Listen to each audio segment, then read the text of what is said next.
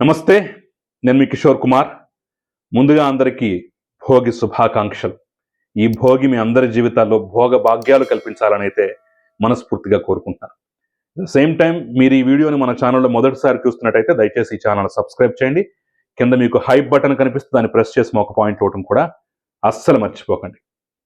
ఈరోజు ఒక burning topic గురించి మాట్లాడే ప్రయత్నం అయితే నేను చేస్తున్నాను. ఎన్టీవీ రిపోర్టర్ల యొక్క అరెస్ట్ అనేది పెద్ద ఎత్తున మెయిన్ స్ట్రీమ్ మీడియాలోను సోషల్ మీడియాలోను చర్చలకు దారితీసింది. ఈరోజు బర్నింగ్ టాపిక్ అన్నమాట ఈ అంశం. అయితే విచిత్రంగా సమర్థించే వాళ్ళు, వ్యతిరేకించే వాళ్ళు రెండుగా విడిపోయాయి. సహజంగా మీడియా మీద దౌర్జన్యాలు, దాడులు అని చెప్పేసి సహజంగా ఒక బ్యాచ్ ఉంటుంది. కానీ ఈసారి విచిత్రంగా వాళ్ళకన్నా ఎక్కువగా విమర్శించే వాళ్ళు ఎన్టీవీని, రేవంత్ రెడ్డి సర్కారును సమర్థించే వాళ్ళ సంఖ్య అయితే ఎందుకో విచిత్రంగా ఎక్కువగా ఉంది.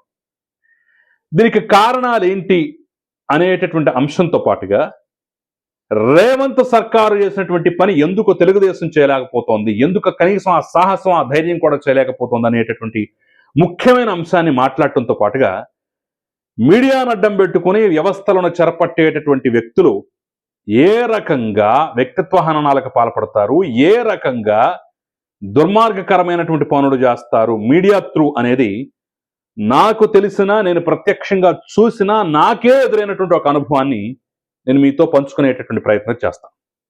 కాబట్టి ఈ ముఖ్యమైనటువంటి అంశాన్ని ఎక్కడా స్కిప్ చేయొద్దు, మొత్తం చూడండి. చూసిన తర్వాత మీ అభిప్రాయాన్ని కుండబద్దలు కొట్టినట్టుగా కామెంట్ చేయండి. ఫస్ట్ ఎన్టీవీ రిపోర్టర్ల యొక్క అరెస్ట్ దగ్గర నుంచి వద్దాం. సింపుల్. ఎందుకు అరెస్ట్ చేశారయ్యా అంటే, ఎన్టీవీ రిపోర్టర్ చారి, మరో వ్యక్తి ఇన్పుట్ ఎడిటర్ దొంత రమేష్తో పాటుగా మొత్తం ముగ్గురిని అరెస్ట్ చేశారట. శంషాబాద్ ఎయిర్పోర్ట్లో వాళ్ళందరూ కుటుంబ సమేతంగా దుబాయ్ పెడుతున్నటువంటి క్రమంలో పోలీసులు పట్టుకున్నారు. ఎందుకు అరెస్ట్ చేశారు? ఈ మధ్య కాలంలో ఎన్టీవీలో ఆఫ్ ద రికార్డ్ పేరుతోటి ఒక ప్రోగ్రామ్ టెలికాస్ట్ అండి. అది ఎప్పటి నుంచో కొనసాగుతూనే ఉంది. మంచి పేరు ప్రఖ్యాతులు కూడా ఉన్నాయి ఆ ప్రోగ్రాంకి. అంటే తెర వెనక కథనాలు ఆఫ్ ద రికార్డ్ పేరుతోటి వాళ్ళు అందిస్తూ ఉంటారు. అందులో ఒక నిజాలు ఉండొచ్చు, అబద్ధాలు ఉండొచ్చు, అభూత కల్పనలు ఉండొచ్చు. మొత్తానికి ఏదైనా కానీ ఆ ప్రోగ్రాంకి అయితే కొంత పేరు ప్రఖ్యాతులు అయితే ఉన్నాయి. అందుట్లో తెలంగాణకు చెందినటువంటి ఒక మంత్రివర్యులు తమ దగ్గర పనిచేసే ఒక ఐఏఎస్ అధికారంతో ప్రమాణం నడుపుతున్నారని, వాళ్ళు పేకల్లోతు ప్రేమలో మునిగిపోయారని చెప్పేసి ఒక కథనాన్ని అందించారు. ఇక దాచుకోవడం ఎందుకు, పేర్లు కూడా చెప్పాలంటే, నేను ప్రత్యక్షంగా చూడలేదు, కొన్ని బిట్లు తప్ప ఆ ప్రోగ్రామ్ టెలికాస్ట్ అని నేనైతే చూడలేదు. ఆ మంత్రి గారి పేరు కోమటిరెడ్డి వెంకటరెడ్డి అని, ఆయన దగ్గర పనిచేసానో లేదంటే వాళ్ళ దగ్గర ఆ గవర్నమెంట్లో ఉన్నటువంటి ఒక మహిళా అధికారినితోటి ప్రమాణంలో ఉన్నారని చెప్పేసి అయితే ఒక కథనం ప్రసారం చేసినట్టుగా కొన్ని వార్తా కథనాలు అయితే వస్తున్నాయి. దాంతో పాటుగా ఈ మధ్య కాలంలో రేవంత్ రెడ్డిని చికాకు పెట్టేందుకు, వ్యక్తిత్వ హననం చేసేందుకు కొంతమంది వ్యక్తులు పనిగట్టుకుని మరి ఆయన ఫోటోలు మార్ఫింగ్ చేసి దుర్మార్గంగా ప్రచారం చేస్తున్నారని చెప్పేసి మరొక కేసు కూడా నమోదైంది. ఒత్తిడి మేరకు, మళ్ళీ చెప్తున్నాను, ఒత్తిడి మేరకు రేవంత్ రెడ్డి సర్కార్ దీని మీద సిట్టేసింది. ఎందుకు ఒత్తిడో కూడా నేను క్లియర్గా చెప్తాను. ఎన్టీవీ అనేది కాంగ్రెస్ పార్టీకి కొంత ప్రో కాంగ్రెస్ భావజాలం కలిగినటువంటి, లేదంటే అనుకూలంగా ఉండేటటువంటి మీడియా ఛానల్. తెలంగాణలో కాంగ్రెస్ పార్టీ సర్కారే ఉంది. వాళ్ళు యాంటీ టీడీపీ స్టాండ్లో ఉంటారు కాబట్టి తెలుగుదేశం పార్టీకి కూడా వ్యతిరేకం. కాబట్టి వైసీపీతో కూడా ఇక్కడ మంచి సంబంధ బాంధవ్యాలు, సత్సంబంధాలు ఉన్నాయి. నేను కారణాలు కూడా చాలా స్పష్టంగా చెప్తాను, ఎందుకో కూడా నేను క్లియర్గా చెప్పే ప్రయత్నం చేస్తాను. సో మరి అలాంటి ప్రోగా ఉండాల్సినటువంటి కాంగ్రెస్ పట్ల ఇలా ఎందుకు వ్యతిరేక కథనాలు ప్రసారం చేశారు, ఇలా ఎందుకు దుర్మార్గంగా వ్యక్తిత్వ హననం చేశారు? ఎందుకంటే ఇలాంటి కథనాలు ప్రసారం చేయాలంటే చాలా పకడ్బందీ సాక్ష్యాలు, ఆధారాలు, లోతైనటువంటి అంశాలు తెలిసి ప్రూఫ్లు కూడా పక్కాగా ఉంటే తప్ప బయటపడటం కష్టం. అలాంటిది ఒకవేళ తెలిసినా కానీ ప్రో గవర్నమెంట్ అయితే అసలు కథనాలు ప్రసారం చేయరు, పక్కన పెడతారు. మరి జగన్మోహన్ రెడ్డికి సన్నిహితులు కాబట్టి రేవంత్ రెడ్డి మీద ఏమన్నా గుస్సాతోడు చేశారో తెలియదు మొత్తానికి. సో సజ్జనార్ ఆధ్వర్యంలో ఏర్పాటు చేసినటువంటి సిట్ అయితే వీళ్ళని తీసుకొచ్చి అరెస్ట్ చేసి లోపల పెట్టారు. కొన్ని మీడియా కథనాలను బట్టి ఎన్టీవీ చైర్మన్, సీఈఓ కూడా పరారీలో ఉన్నారు, అజ్ఞాతంలో ఉన్నారని, కొంతమంది అయితే ఒక అడుగు ముందుకేసి అసలు ఎప్పుడో దేశం దాటి వెళ్ళిపోయారని చెప్పేసి కూడా కొన్ని వార్తా కథనాలు అయితే వచ్చాయి. మరి నిజమో కాదు తెలియదు. ఎన్టీవీ ఆఫీసుకు కూడా ఈ సిట్ బృందం వెళ్ళింది, అక్కడ కొన్ని పత్రాలు స్వాధీనం చేసుకున్నారని, అక్కడ వీళ్ళు ఉద్యోగులు ప్రొటెస్ట్ చేశారని చెప్పేసి కూడా వార్తా కథనాలు అయితే వస్తున్నాయి. అయితే ఎన్టీవీ ఎందుకు ఇలా చేసిందనేటటువంటి అంశాన్ని పక్కన పెడితే, దీన్ని ఆధారంగా చేసుకొని ఒక 40 యూట్యూబ్ ఛానల్స్ ఇదే బాటలో పయనించి అదే కథనాన్ని వండివార్చారట. ఇప్పుడు వాళ్ళందరి మీద కూడా కేసులు పడ్డాయి. ఇక్కడ ఎన్టీవీ మీద కేసు, అరెస్టు అన్న దగ్గర నుంచి బీఆర్ఎస్ పార్టీ పెద్ద ఎత్తున వాళ్ళకి కాంగ్రెస్ పార్టీకి వ్యతిరేకంగా ప్రొటెస్ట్ చేస్తోంది. అసలు ఫుల్ సపోర్ట్గా ఉంది. ఇక్కడ వస్తున్న అనుమానాలు ఏంటంటే అవన్నీ బీఆర్ఎస్కి అనుకూలమైన ఛానల్సే, వీళ్లే కావాలని వాళ్ళ చేత చేయించారనేటటువంటి భావన అయితే చాలా మందిలో వ్యక్తమవుతుంది. ఎందుకంటే అవి యూట్యూబ్ ఛానల్స్ కూడా బీఆర్ఎస్కి చాలా సన్నిహితమైనటువంటి ఛానల్స్ అనమాట. పైగా ఎన్టీవీ కొన్ని విషయాలు ఎంత స్ట్రిక్ట్గా ఉంటుందంటే, ఎవరో నాకు ఎన్నికల ముందు ఎన్టీవీకి సంబంధించినటువంటి ఇంటర్వ్యూ కావాలి అని చెప్పేసి ఒక క్యాండిడేట్ ప్రయత్నం చేసినప్పుడు నాకు వాళ్ళకి సంబంధించిన వాళ్ళు ప్రత్యక్షంగా చెప్పింది ఏంటంటే, బాబు మేము ప్రో వైసీపీ టీడీపీ క్యాండిడేట్లను కనీసం మేము ప్రమోషన్ కూడా చెయ్యం, కనీసం ఒక ఇంటర్వ్యూ కూడా టెలికాస్ట్ చేయం, అసలు ఈ సందర్భంలో అసలే చెయ్యం మేము అని చెప్పేసి వాళ్ళు ఏకంగా తిరస్కరించటం. ఎన్టీవీకి సంబంధించినటువంటి కొంతమంది కీలకమైనటువంటి వ్యక్తులు కూడా వైసీపీ నాయకుల యొక్క ఇంటర్వ్యూలు రకరకాల యూట్యూబ్ ఛానల్ వాళ్ళతోటి కోఆర్డినేట్ చేసి మరి అవసరమైతే డబ్బు ఇచ్చైనా సరే మీరు మేము ఈ వీళ్ళతో ఇంటర్వ్యూ చేస్తే డబ్బు ఇస్తామని చెప్పేసి కూడా ప్యాకేజ్ మాట్లాడి మరి వాళ్ళ చేత ఇంటర్వ్యూలు చేయించినటువంటి అంశాలు కూడా నాకు తెలుసు. ప్రత్యక్షంగా నేను చూశాను, నేను తెలుసు అనమాట.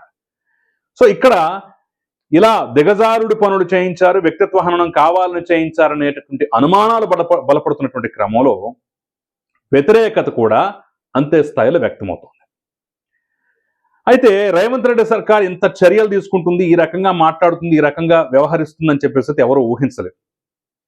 ఇక్కడ మెదులుతున్న ప్రశ్న ఏంటంటే, మరి ఇదే సాహసం ఆంధ్రప్రదేశ్లో తెలుగుదేశం పార్టీ ఎందుకు చేయలేకపోతుంది? ఇంతకన్నా దారుణంగా, దుర్మార్గంగా నారాసుర రక్త చరిత్ర అని చెప్పేసి చంద్రబాబు చేతిలో కత్తిపెట్టి అసలు దుర్మార్గుడు, పచ్చినెత్తరు తాగే హంతకుడు అని చెప్పేసి కథనాలు వండి వార్చిన రోజు పట్టించుకోలేదు. కనీస చర్యలు తీసుకునే పరిస్థితి లేకుండా పోయింది. నారారూప రాక్షసం అని చెప్పేసి కథనాలు వండి వార్చారు.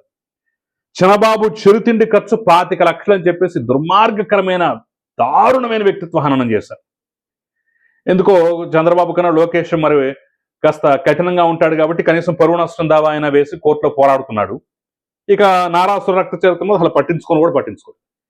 ఇదే ప్రయత్నం చంద్రబాబు ఎందుకు చేయట్లేదు, ఎందుకు చెయ్యాడు, ఎందుకు ఉదాసీనంగా ఉంటాడు, ఎందుకు అంత సాహసం చేయట్లేదు అని చెప్పేసి కూడా పెద్ద ఎత్తున కామెంట్ల వర్షం అయితే కురుస్తోంది.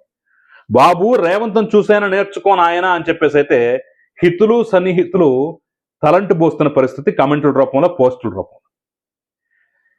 ఈ నేపథ్యంలోనే గత ప్రభుత్వ హయాంలో జరిగినటువంటి కొన్ని దుర్మార్గాలు, అంటే మీడియాను అడ్డం పెట్టుకుని ఎలా చేస్తారని చెప్పేసి నాకు తెలిసిన ఒక ప్రత్యక్ష ఉదాహరణ చెప్తాను. ఎందుకంటే ఎవరో సొద్ద పోస్తలు కారు.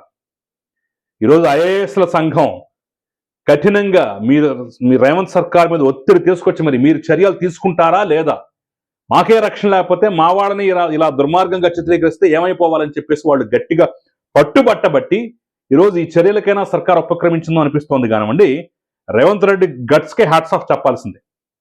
ఎందుకంటే మీడియాతో పెట్టుకోకూడదు అని చెప్పేసి చాలా మంది భయపడుతుంటారు. ఆ నేపథ్యంలోనే గత సర్కార్ హయాంలో నేను ఒక ప్రత్యక్ష ఉదాహరణ చూశాను. ఏబి వెంకటేశ్వరరావుని మొదటిసారి సస్పెండ్ చేసినప్పుడు అసలు ఆ సస్పెన్షన్ ఆర్డర్ ఆయనకన్నా చేరిందో లేదో తెలియదు కానివ్వండి, దాదాపు ఒక 12-15 గంటల ముందే వైసీపీ సోషల్ మీడియాకి, కొన్ని సెలెక్టెడ్ మీడియా ఛానల్స్కి, వార్తాపత్రికలకి ఆ ఆర్డర్ వెళ్ళిపోయింది, ఆర్డర్ కాపీతో సహా. వైసీపీ సోషల్ మీడియాలో యాక్టివ్గా ఉండేటటువంటి ఒక జర్నలిస్టు నాకు దాదాపుగా ఆ యొక్క రిపోర్ట్ రావడానికి, సస్పెండ్ అనేటటువంటి వార్త రావడానికి ఒక 10 గంటల ముందే ఆ జీవో కాపీ నాకు చూపించాడు. అంటే ఎంత సీక్రెట్గా ఉంచాలి, ఎంత సీక్రెట్ మెయింటైన్ చేయాల్సినటువంటి అంశాల్లో కూడా ఇంత బహిరంగంగా ముందే ఆ జీవో కాపీలు గట్రా చేసి మీరు మీ స్టైల్లో కథనాలు వండి వార్చండ్రా బాబు, మనం అఫీషియల్గా రిలీజ్ చేసిన వెంటనే ఇక తగులుకోండి అని చెప్పేసి చాలా పకడ్బందీగా ఆయన కూడా చెప్తుంటాడు. పూడి శ్రీహరి అనేటటువంటి వ్యక్తి ఆయన స్క్రిప్ట్ రాసి నన్ను ఇబ్బంది పెట్టడానికి, దుర్మార్గంగా చేయడానికి, నా కనీసం చెప్పుకునే, నా వివరణ అడిగే చెప్పుకునేటటువంటి పరిస్థితి కూడా లేకుండా చాలా పకడ్బందీగా ప్లాన్ చేసి బిగించారని చెప్పేసి కూడా ఏబి వెంకటేశ్వరరావు అనేక సందర్భాలు చెప్తుంటారు. నేనే అసలు సస్పెన్షన్ ఆర్డర్ అఫీషియల్గా రావడానికి 10 గంటల ముందు నేనే ఒక వైసీపీ జర్నలిస్ట్ దగ్గర చూశాను. అంటే ఆర్డర్ కాపీ ఇదిగో రేపు అఫీషియల్గా రాబోతోంది, ఏబి వెంకటేశ్వరరావును సస్పెండ్ చేశారు, ఇదిగో కావాలంటే ఆర్డర్ కాపీ చూడని చెప్పేసి జీవో కాపీ నాకే చూపించాడంటే ఇక అర్థం చేసుకోండి. అంటే వాళ్ళు ఎంత పకడ్బందీగా మీడియాను అడ్డం పెట్టుకుని, సోషల్ మీడియాను అడ్డం పెట్టుకుని వ్యవస్థలను జరపట్టి దుర్మార్గంగా చేశారు. ఈ విషయాన్ని నేను ఒక సందర్భంలో ఆయన ఇంటర్వ్యూ చేస్తూ ఆయనకే చెప్పాను. సార్ ఇలా ఇలా జరిగిందని చెప్పేసి అంటే, సార్ చాలా కాలం గడిచిపోయింది, చాలా సంవత్సరాలు గడిచిపోయింది కాబట్టి ఇప్పుడు ఈ విషయాన్ని పట్టించుకోవాల్సిన అవసరం ఉందా లేదా అనేటటువంటి భావనతోటి జరిగి ఉండొచ్చేమోలే అనేటటువంటి ఒక నిర్లిప్తతను వ్యక్తం చేశాను. ఇంకేముంది, అయిపోయింది కదా, 5-6 ఏళ్ళు గడిచిపోయింది, ఇప్పుడు ఈ విషయం కొత్తగా తెలుసుకుని నేను చేయాల్సింది ఏముంది అనేటువంటి ఒక చిన్న నిర్లిప్తత అయితే వ్యక్తం చేశాను. సో ఇలాగా అంటే మీడియాను అడ్డం పెట్టుకుని చట్ట పరిధుల్ని దాటి దుర్మార్గంగా గత ప్రభుత్వ హయాంలో వ్యవహరించినా సరే వాటిని తిరగతోడి శిక్షించాల్సిన వాళ్ళని శిక్షించాల్సినటువంటి పరిస్థితిని, శిక్షించేటటువంటి ప్రక్రియకి ఇంతవరకు కూటమి ప్రభుత్వం శ్రీకారం చుట్టకపోవడం కూడా నిజంగా విమర్శలకు దారి తీస్తున్నటువంటి పరిస్థితి. అదే చాలా వ్యవస్థల్లో, గవర్నమెంట్కి సంబంధించినటువంటి చాలా వ్యవస్థల్లో, సంస్థల్లో ఈ వర్రా రవీందర్ రెడ్డి వంటి వాళ్ళని, ఈ బ్యాచ్ అందరినీ డిజిటల్ కార్పొరేషన్ లాంటి వాటిని పెట్టేసి ఇందులో కుక్కేసి వ్యక్తిత్వ హననాన్ని 24 గంటలు హోంవర్క్గా చేయించినటువంటి పరిస్థితుల్లో కూడా మరి దాని మీద చర్యలు తీసుకుని వాళ్ళకి లక్షల కొద్ది జీతాలు చెల్లించినా సరే దాని మీద చర్యలు తీసుకున్న దాఖలాలు అయితే ఇప్పటికీ కనిపించట్లేదు. సో అంటే నేను ప్రధానంగా చెప్పే అంశం ఏంటంటే, ఇదిగో అంటే నేను ఏబి వెంకటేశ్వరరావు యొక్క అంశంలో నాకు తెలిసినటువంటి అంశాలు, నాకు ఎదురైనటువంటి అనుభవం ఎందుకు చెప్తున్నానంటే, చట్ట పరిధులను దాటి ఇదిగో ఈ రకంగా దుర్మార్గంగా వ్యవహరిస్తారు, ఈ రకంగా మీడియాను అడ్డం పెట్టుకుని వ్యక్తిత్వ హననం చేస్తారు, ఈ రకంగా సోషల్ మీడియాని ఇన్ఫ్లుయెన్స్ చేస్తూ, యూట్యూబ్ ఛానల్స్ని, డిజిటల్ మీడియాని ఇన్ఫ్లుయెన్స్ చేస్తూ వాళ్ళకి ప్యాకేజీలు ఇస్తూ వండి కథనాలు వడ్డిస్తారని చెప్పేసి క్లియర్గా తెలుస్తున్నటువంటి నేపథ్యంలో సరే అన్ని చోట్ల కాకపోయినా సరే అడ్డుకోవాల్సినటువంటి సందర్భాల్లో అయినా సరే, చర్యలు తీసుకోవాల్సిన సందర్భాల్లో అయినా సరే రేవంత్ సర్కార్ వ్యవహరించినంత దూకుడు ఎందుకో ఆంధ్రప్రదేశ్లో కూటమి సర్కార్ వ్యవహరించకపోవడం కూడా కొంత వాళ్ళ అభిమానులకు కూడా మింగుడు పడినటువంటి అంశం. బాబు రేవంత్ను చూసినా సరే కొన్ని విషయాలైనా సరే కొంత కఠినంగా ఉండు, కొంతమంది పట్ల కఠినంగా లేకపోతే ఇక నిరంతరం నువ్వు బురద గడుక్కోవడానికే సరిపోతుంది ఈ సమయం అంతా, పరిపాలన అభివృద్ధి కాస్త పక్కన పెట్టి మొత్తం వాళ్ళు బురద వేశారు నేను కడుక్కుంటున్నాను అనేటటువంటి పరిస్థితుల్లోకి వెళ్ళిపోక తప్పదు అనే ఒక సందేశాన్ని అయితే అంతర్లీనంగా వ్యక్తం చేస్తున్నటువంటి పరిస్థితి కనిపిస్తోంది. చూద్దాం మరి ఈ అంశాల పట్ల రేపటి రోజున సో ఎన్టీవీ రిపోర్టర్లను దుర్మార్గంగా అరెస్ట్ చేశారా లేదని రేపు ఖచ్చితంగా కోర్టు తేలుస్తుంది. దుర్మార్గం అయితే రేవంత్ సర్కార్కి తలంటుతుంది, అందులో ఎలాంటి సందేహం అక్కర్లేదు. ఒకవేళ దుర్మార్గం కాకపోతే మీడియా కూడా ఇష్టం వచ్చినట్టుగా పరిధులు దాటి గీత దాటేసి వ్యవహరిస్తే పరిణామాలు తీవ్రంగా ఉంటాయనే హెచ్చరిక ఈ రూపంలో రావటం కూడా మంచిది. చూద్దాం మరి ఏం జరగబోతోందో.